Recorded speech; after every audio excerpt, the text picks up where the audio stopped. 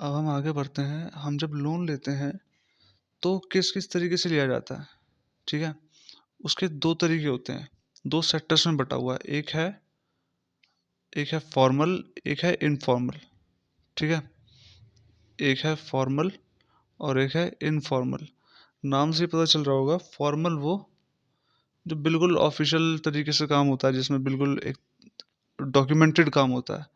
और इनफॉर्मल वो जिसमें कोई डॉक्यूमेंटेशन नहीं होती है और काम कोई मतलब एक तरह से पक्के कुछ चीज़ नहीं होती उसमें, ठीक है। देखो फॉर्मल लोन्स कौन से होते हैं? फॉर्मल वो होते हैं जो हम बैंक से लेते हैं या किसी भी फाइनेंशियल इंस्टीट्यूशन से लेते हैं, ठीक है। उसे हम कहते हैं फॉर्मल सेक्टर लोन। एक होता है इनफॉर्मल। इनफॉर्मल वो होते हैं जैसे हमने किसी फ्रेंड से ले लिए, रिलेटिव से ले लिए, ठीक है। कई बार जो सेठ साहूकार होते हैं, ठीक है, जो ब्याज पे पैसा देते हैं, उनसे ले लिए। तो ये है सिस्टम, ठीक। बैंक से पैसा लिया या किसी भी फाइनेंशियल इंस्टीट्यूशन से पैसा लिया तो वो हो गया फॉर्मल।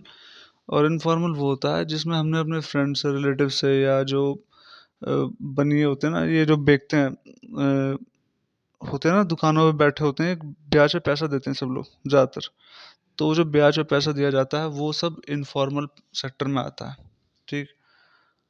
अब क्या है कि भाई अच्छा कौन सा इनमें से? अच्छा इनमें से ऑब्वियस सी बात है फॉर्मल सेक्टर ही होगा। ये फॉर्मल सेक्टर हो गया और ये इनफॉर्मल हो गया। देखो अच्छा क्यों है फॉर्मल सेक्टर? सबसे पहली बात तो सिक्योरिटी होती है उसमें, मनी की, ठीक है। इसमें कोई सिक्योरिटी नहीं होती। सेकंड बात, जो रेट ऑफ इंटरेस्ट होता है, रेट ऑफ इंटरेस्ट, वो बैंक में पहले से डिफाइंड होता है। इसमें क्या होता है, इसमें फ्लक्चुएट हो जाता है, कई बार बीच में बढ़ा देते हैं, कई बार घटा देते हैं, कई बार बोलते हैं कि हमने ये कहा था, ये नहीं कहा था, ठीक है। तो इस वजह से इसमें प्रॉब्लम्स आती हैं, ठीक है। और रेट ऑफ इंटरेस्ट जो होता है जनरली यहाँ पर हाई होता है और यहाँ पर कंपैरेटिवली लो रहता है। तो ये होते हैं फॉर्मल सेक्टर और इनफॉर्मल सेक्टर और उनमें डिफरेंस। अब क्या है कि इसमें एक ग्राफ दिखा रखा है आगे जाके एग्जांपल में, कि इंडिया में जितने भी जो अमीर लोग हैं, जो रिच हैं, वो फॉर्मल सेक्टर से लेते हैं। और जो पुअर हाउस होल्ड्स हैं, जो गरीब लोग हैं, वो इनफॉर्मल सेक्टर में जाते हैं, ठीक है। बड़ी मतलब कॉन्ट्राडिक्टरी स्टेटमेंट है। एक तो रिच है ऑलरेडी और फॉर्मल सेक्टर में जाके उसका भी उसे फ़ायदा मिल रहा है, और वो जो गरीब है उसको इनफॉर्मल जाके वो और बेचारे का शोषण हो रहा है उसका। तो इसके पीछे रीज़न क्या है?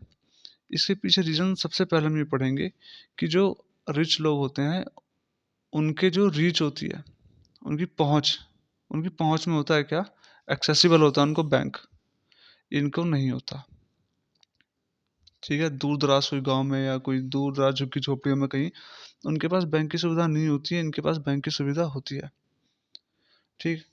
सेकंड है एजुकेशन। अमीर लोग जो होते हैं ज़्यादातर वो एजुकेटेड होते हैं, लेकिन गरीब लोगों में एजुकेशन का अभाव होता है, इसलिए वो डॉक्यूमेंट वर्क पूरा नहीं कर पाते उसका। तो एक रीज़न ये हो गया, ठीक है। एक नेक्स्ट रीज़न देखते हैं इसका।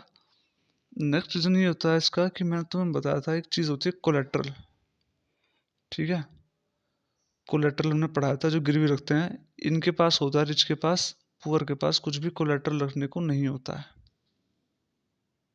ठीक है। तो ये तीन रीज़न है बेसिकली ब्रॉड उसमें, कि रिच जो होते हैं उनके पास बैंक भी होता है, आसपास उनके रिच में होता है बैंक, ठीक है। उसके पास उन्हें डॉक्यूमेंट बनाने आते हैं, पढ़े लिखे होते हैं, ठीक। उसके बाद उनको कोलेट्रल रखने के लिए उनके पास कुछ होता है। जो गरीब होता है ना उसके पास कोलेट्रल होता है, ना वो एजुकेटेड होता है, ठीक है। और ना ही बैंक उसके रीच में होता है, ठीक। आगे चलते हैं चैप्टर में।